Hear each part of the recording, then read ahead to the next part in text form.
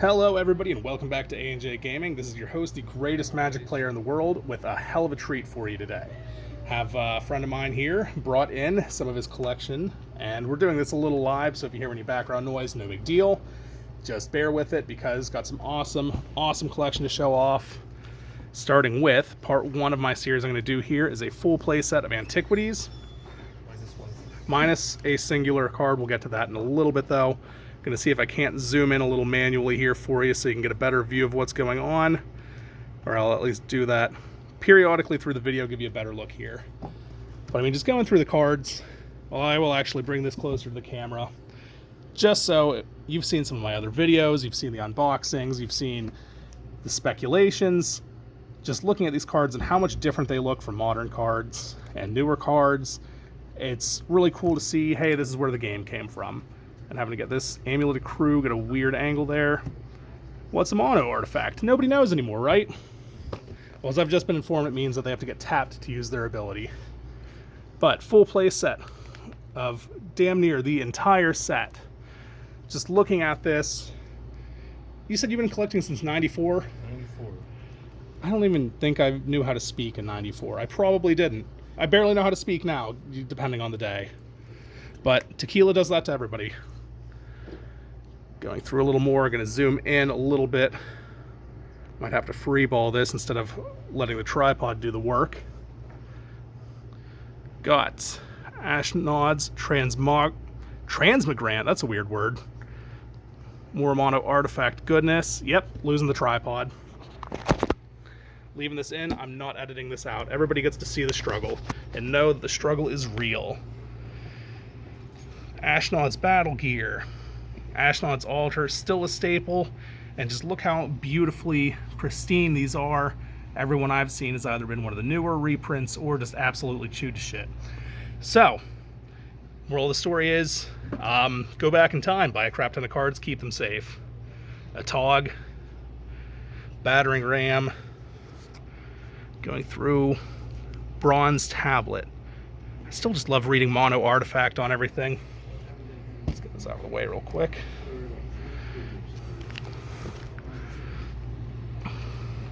And Candelabra of Tawnos. Full play set of these. Full play set of Circle of Pro artifacts.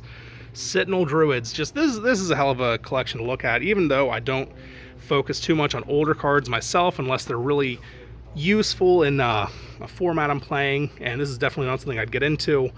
I still love looking at this stuff and just seeing this is where the game came from, guys. Look at these cards. Look at Crumble. 1 green, destroy target artifact.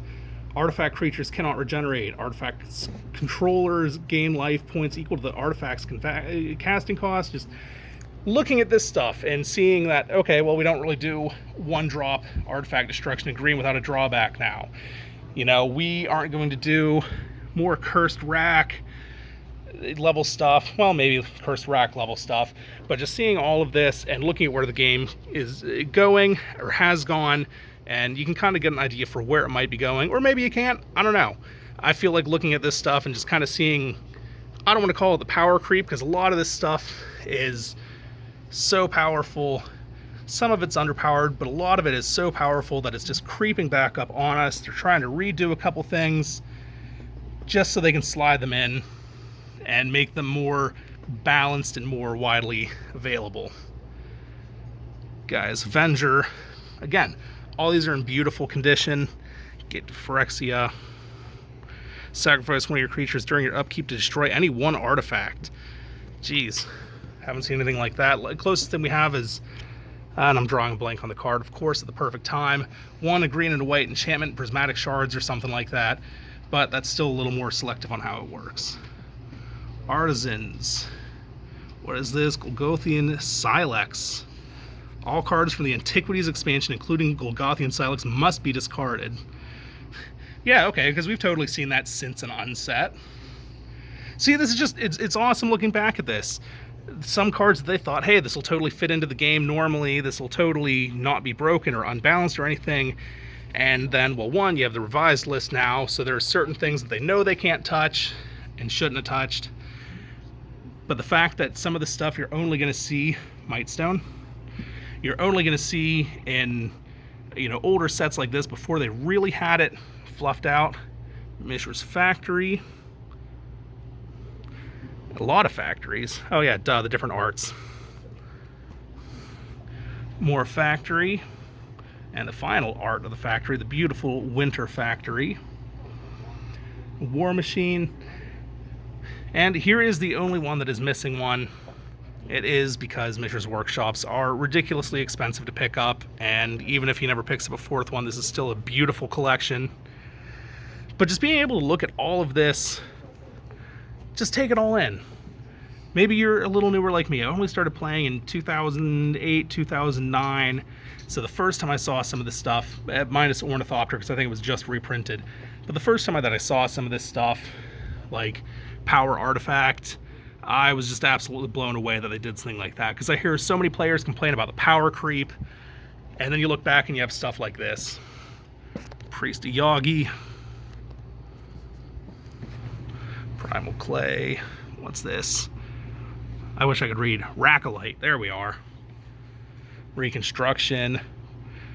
Yeah, because blue totally has, you know, 1-drop permanent recursion now. That's totally a thing. I really wonder where they decided to draw the line on what's too powerful and what's not, because, like I said, some of the stuff getting reprinted, people are complaining, oh, this is so much more powerful than they used to do stuff. Really? When did blue do that? When was the last time they did that? It's been a while, that's for sure.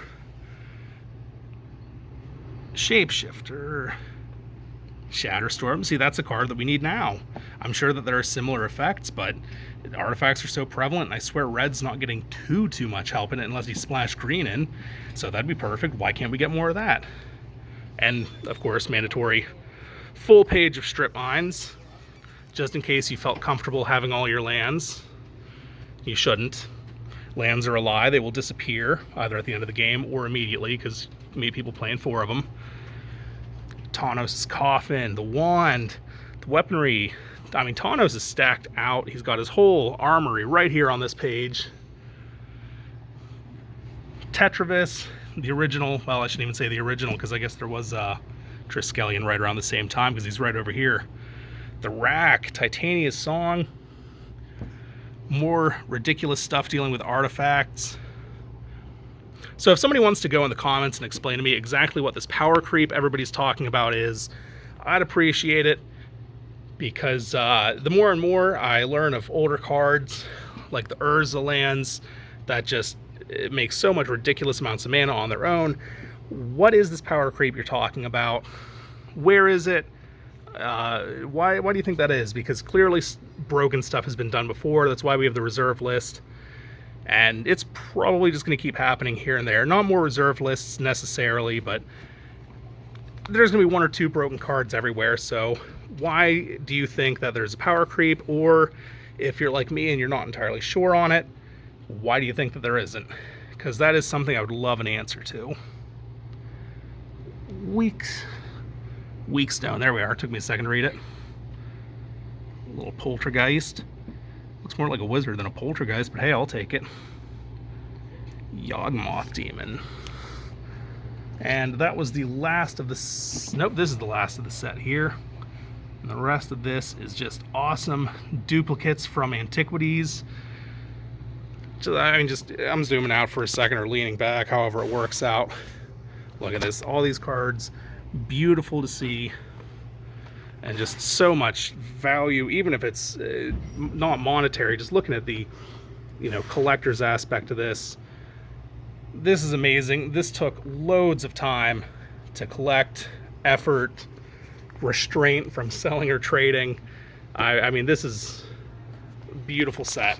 And that was part 1, Antiquities, and I'm not sure what part 2 is. I'll decide that in the next 5 minutes. So see you guys in the next video. Andrew, out.